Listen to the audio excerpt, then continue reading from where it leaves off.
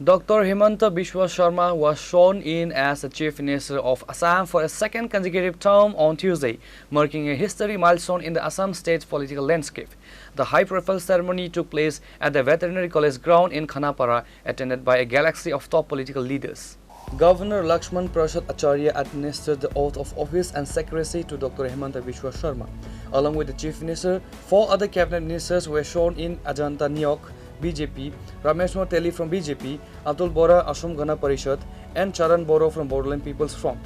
The event was graced by Prime Minister Narendra Modi, who served as a chief guest. Joining him were several senior union ministers, including Amit Shah and Rajnath Singh.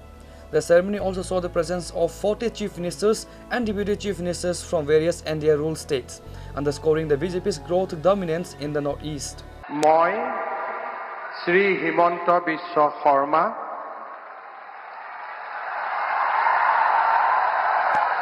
ঈশ্বৰৰ নামত শপত লওঁ যে বিধিৰ দ্বাৰা স্থাপিত ভাৰতৰ সংবিধানৰ প্ৰতি মই প্ৰকৃত বিশ্বাস আৰু আনুগত্য পোষণ কৰিম। মই ভাৰতৰ সাৰ্বভৌমত্ব আৰু অখণ্ডতা অক্ষুণ্ণ ৰাখিম। মই অসমৰ মুখ্যমন্ত্ৰী হিচাপে মোৰ কৰ্তব্য বিশ্বস্ততাৰে আৰু শুদ্ধ অন্তঃকৰণেৰে সম্পাদন কৰিম আৰু মই ভয় বা পক্ষপাত অনুৰাগ বা বিদ্বেষ নোহোৱাকৈ সংবিধান আৰু আইন অনুসাৰে সকলো শ্ৰেণীৰ লোকৰ প্ৰতি ন্যায় আচৰণ কৰিম।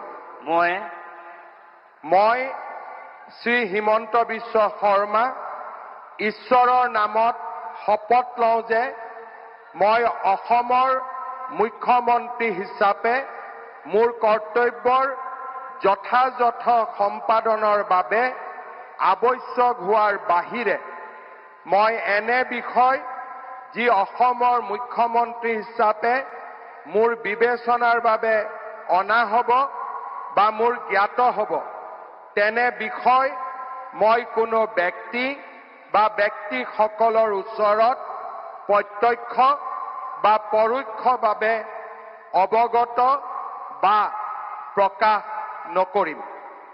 With this term, Dr. Sharma becomes the first non-Congress leader in the history of Assam to serve 2 consecutive terms as Chief Minister. Bureau Report, Chini Khorang.